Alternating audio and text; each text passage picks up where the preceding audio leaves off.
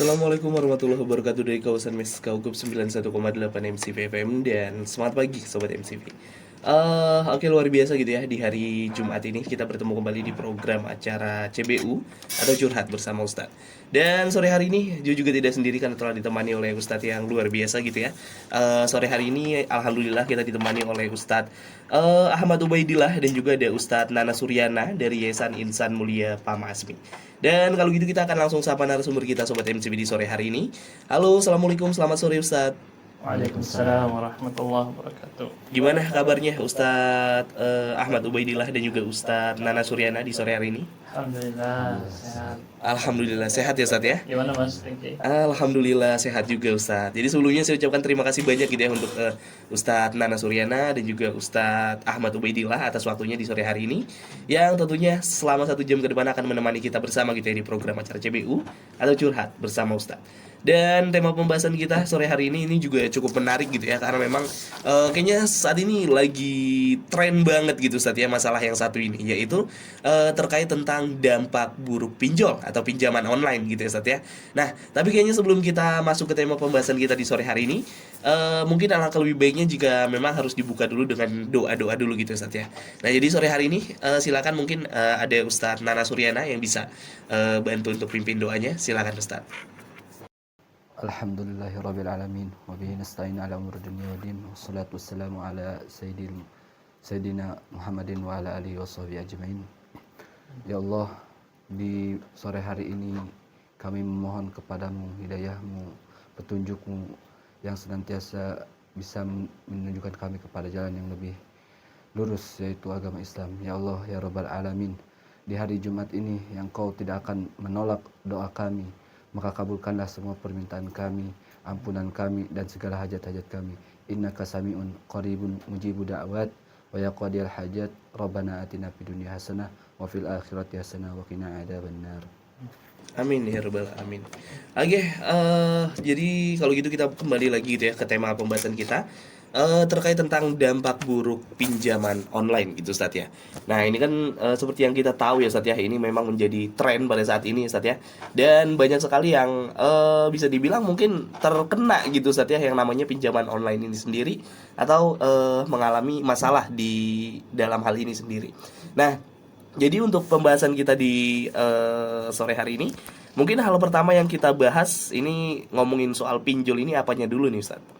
Ya mungkin saya tadi sempat scroll ini ya, berita-berita di YouTube tentang pinjol yang muncul. Di antaranya ada yang mungkin kita bahas dari fakta di lapangan dulu ya, karena lagi rame juga dibahas di media-media mainstream akhir-akhir ini. Bahkan hari ini juga muncul berita-berita yang sampai ada ratusan mahasiswa, bahkan ribuan mahasiswa dipaksa daftar pinjol.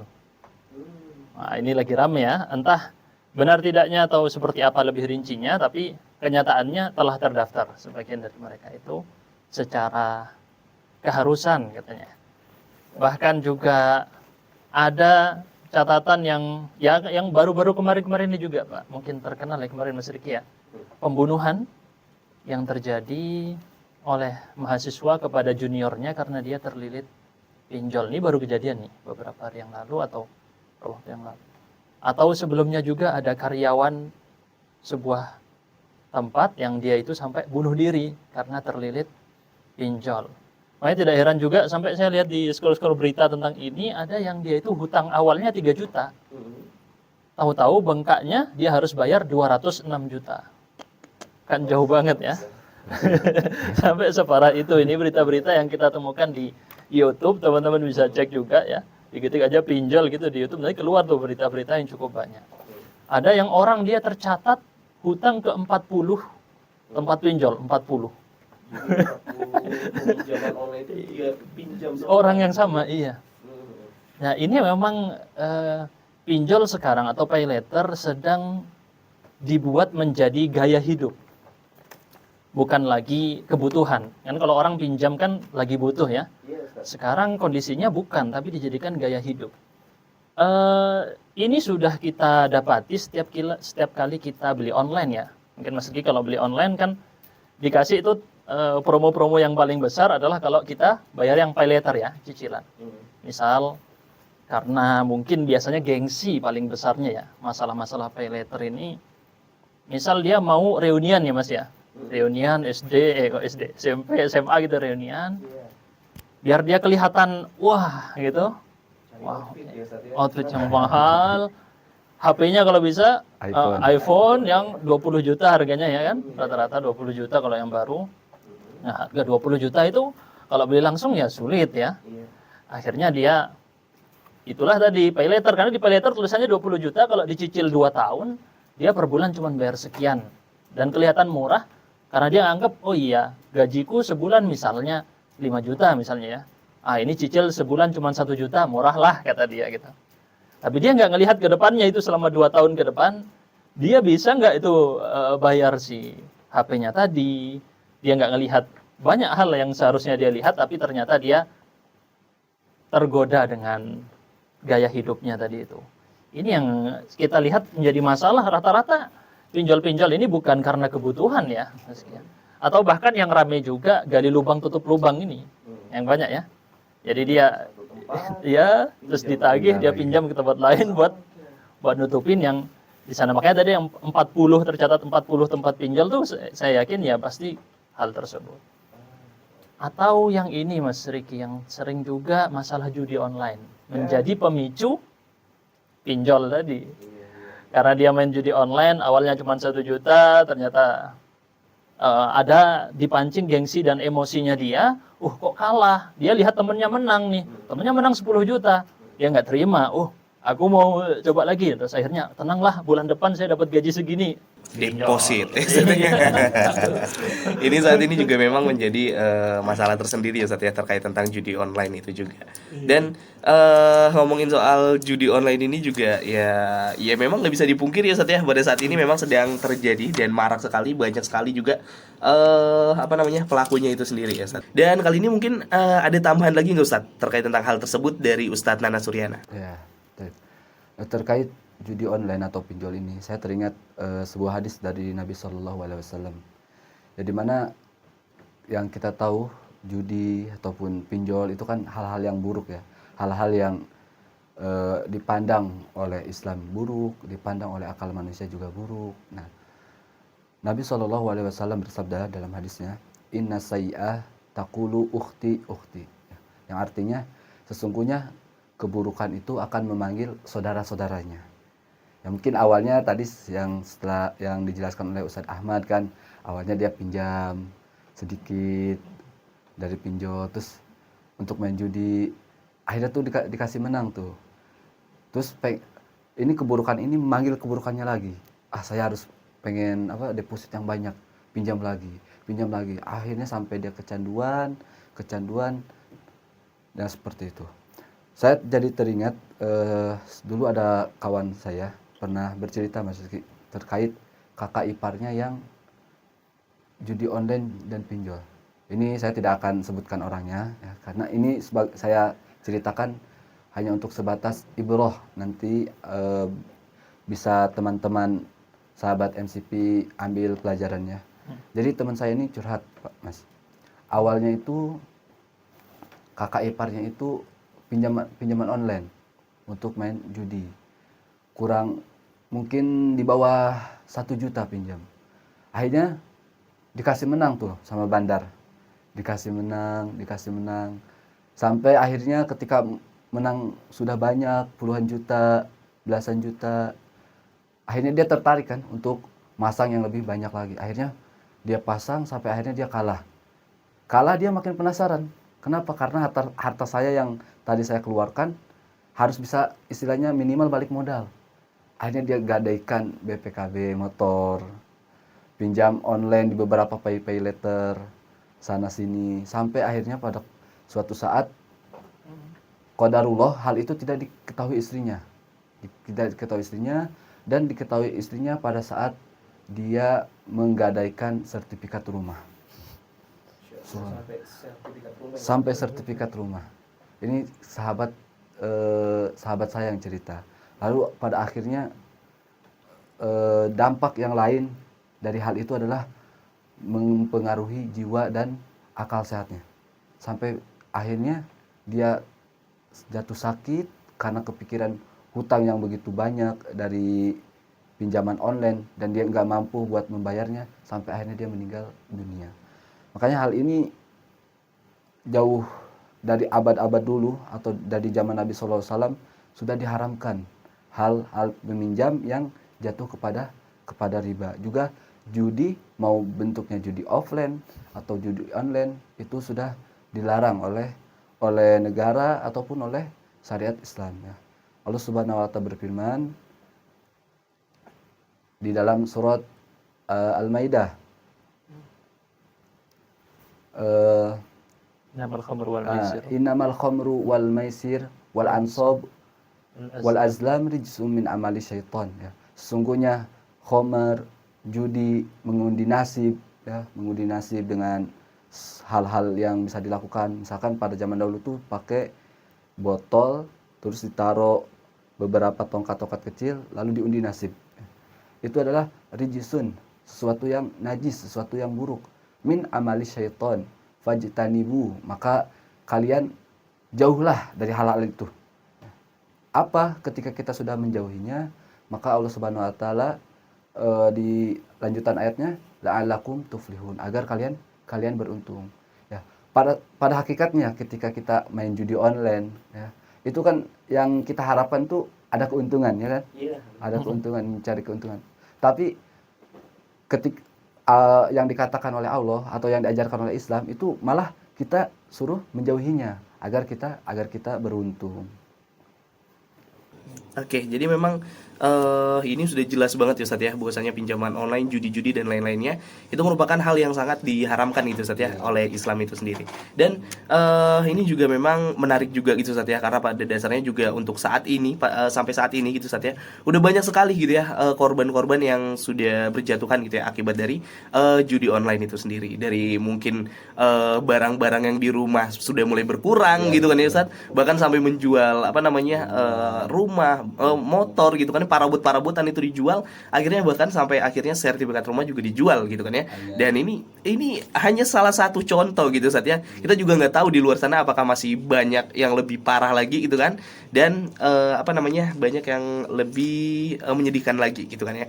Nah tapi di sini kan kita juga sudah harus paham ya Ustadz ya, terkait tentang dampak buruk yang luar biasa ini sendiri. Jadi balik lagi mungkin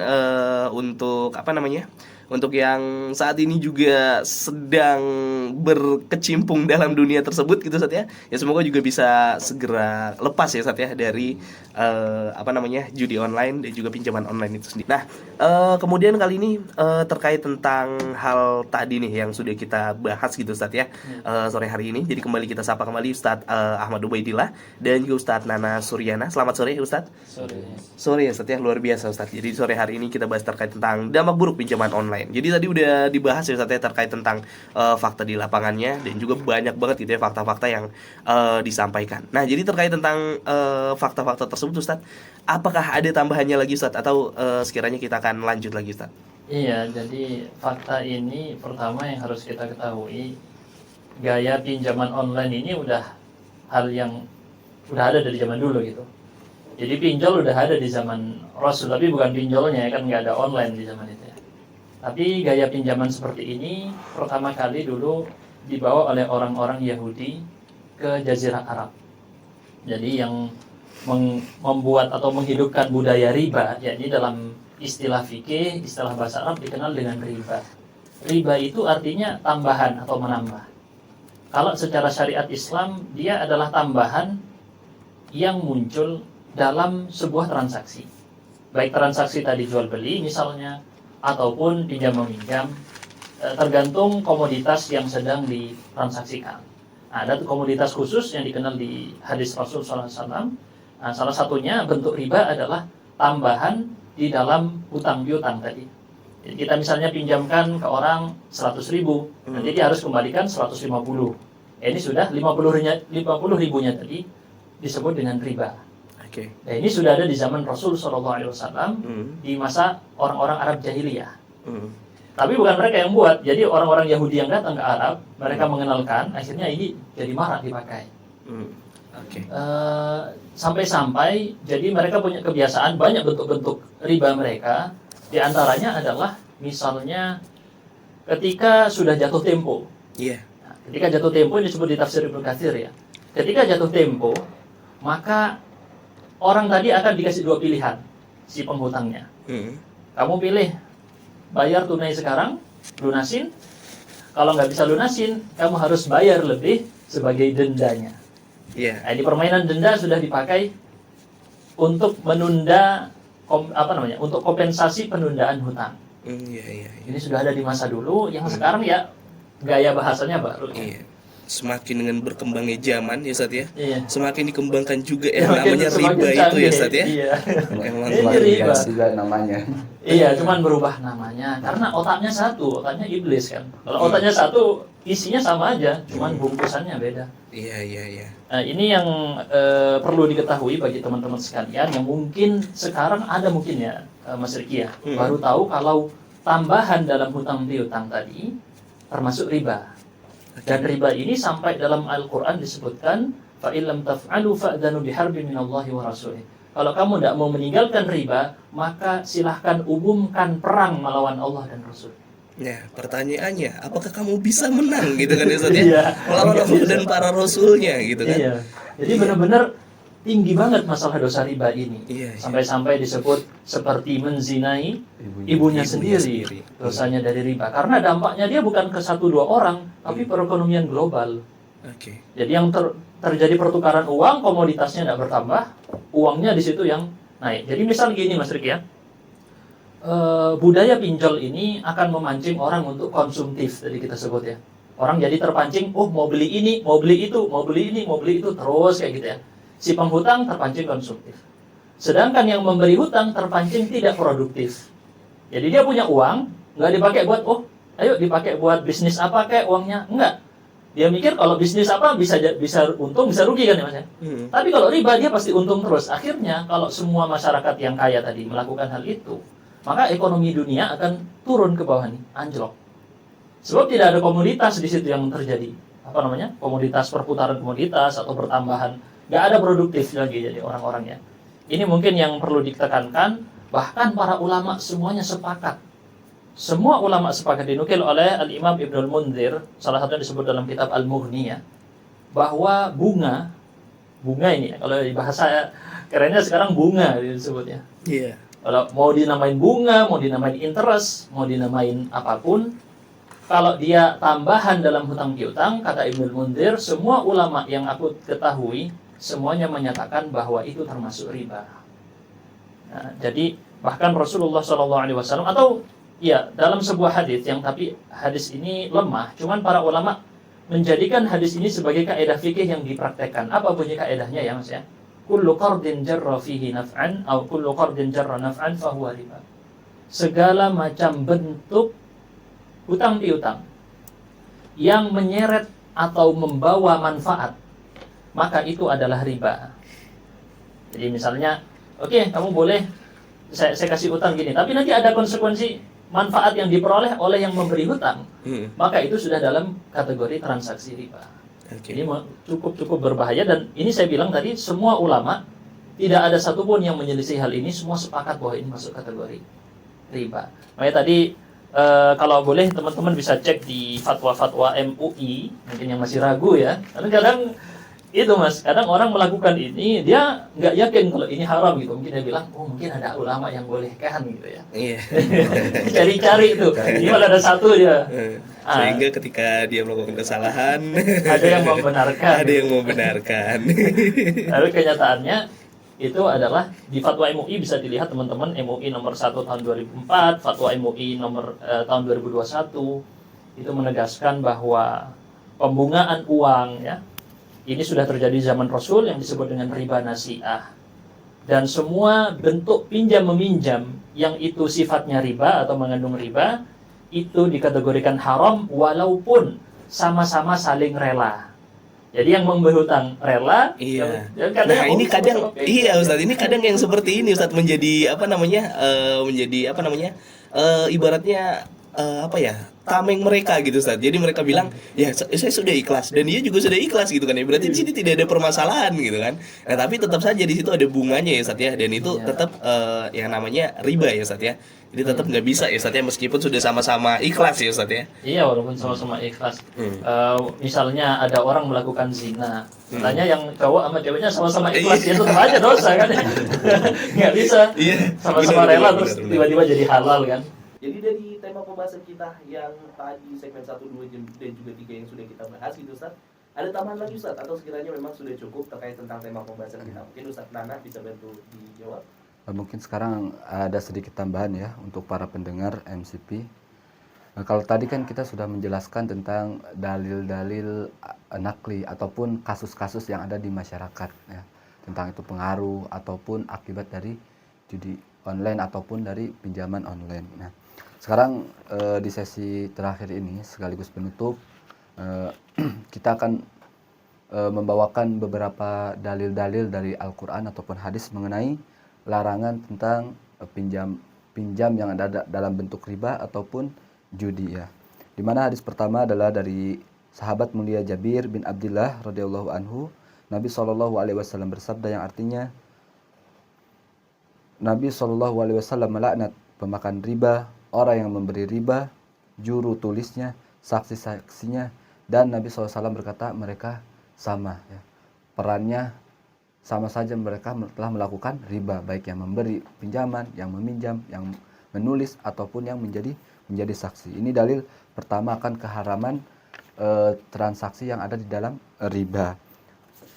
Dalil kedua adalah Nabi SAW bersabda dalam hadis Bukhari dan Muslim ya, jauhilah oleh kalian 7 perkara yang membinasakan. Nah, salah satunya Nabi SAW menyebutkan yaitu dosa riba ya. Jadi ada 7 perkara yang membinasakan. Salah satunya adalah riba. Kalau bahasa ininya mungkin jangan yang ini 7 deadly sins gitu ya. 7 dosa pembinasa. Iya, 7 dosa Kalau bahasa pembinasa. ininya ya, 7 deadly sins. Nah, ini dalil-dalil dari Quran dan Sunnah ya. Tadi dalil dari As-Sunnah atau dari hadis. Sekarang dalil dari Al-Quran, yaitu Allah Subhanahu Wa Taala berfirman dalam surat Al-Baqarah, wa halallahu al-bai'a wa harrama riba. Allah Subhanahu Wa Taala telah menghalalkan jual beli dan mengharamkan riba ya. Meskipun yang tadi dikatakan, oh kita sama-sama ridho nih ketika jual beli ada riba, tapi kita sama-sama ridho, tapi itu tidak boleh. Nah, ini dalil-dalil yang menunjukkan bahwa haramnya perkara judi ataupun riba. Lalu apa akibatnya? Tadi kan kita sudah dapat tahu akibat di dunia ya. Sekarang kita akan menjelaskan akibat yang akan didapatkan oleh seorang penjudi ataupun orang yang memakan harta riba. Salah satunya adalah firman Allah Subhanahu Wa Taala dalam surat Al-Baqarah. Allah Subhanahu Wa Taala berfirman yang artinya, orang-orang yang memakan harta riba tidak akan berdiri, melainkan berdirinya seperti orang yang kerasukan jin, seperti orang gila, nanti berdirinya di hari kiamat.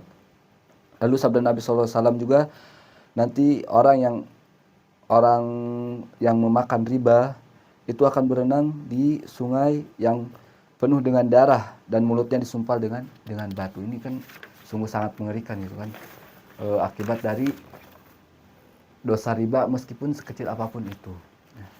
Sebagai penutup mungkin semoga kita baik kami ataupun para pendengar dimanapun berada bisa mengambil pelajaran-pelajaran ataupun dapat kita jauhkan diri kita dari riba ataupun pinjaman online ataupun judi online. Ya. Amin ya rabbal alamin. Oke, luar biasa sekali gitu ya terkait tentang tema pembahasan kita di sore hari ini. Dan kayaknya juga memang kita sudah berada di penghujung acara gitu ya, dan harus tutup juga program acara CBU atau Curhat Bersama Ustadz di edisi tanggal 11 Agustus 2023, tentunya di hari Jumat. Dan semoga juga apa yang kita bahas gitu ya di sore hari ini bisa mendapatkan manfaat yang luar biasa, menambah ilmu kita, dan juga insya Allah juga berpahala gitu ya untuk kita agar kedepannya bisa menjadi lebih baik lagi tentunya. Dan kalau gitu kita harus akhiri sekali lagi saya ucapkan terima kasih banyak untuk narasumber yang telah hadir di sore hari ini, yaitu ada Ustadz Ahmad Ubaidillah dan juga Ustadz Nana Suryana. Dan semoga juga di Jumat-Jumat berikutnya kita masih bisa bertemu lagi dengan tema pembahasan yang berbeda tentunya. Oke, kalau gitu saya akhiri sampai di sini dan terima kasih tentunya seperti biasa. Jangan lupa pesan kita tetap jadikan safety sebagai cara hidup kita dan tetap semangat. Wassalamualaikum warahmatullahi wabarakatuh.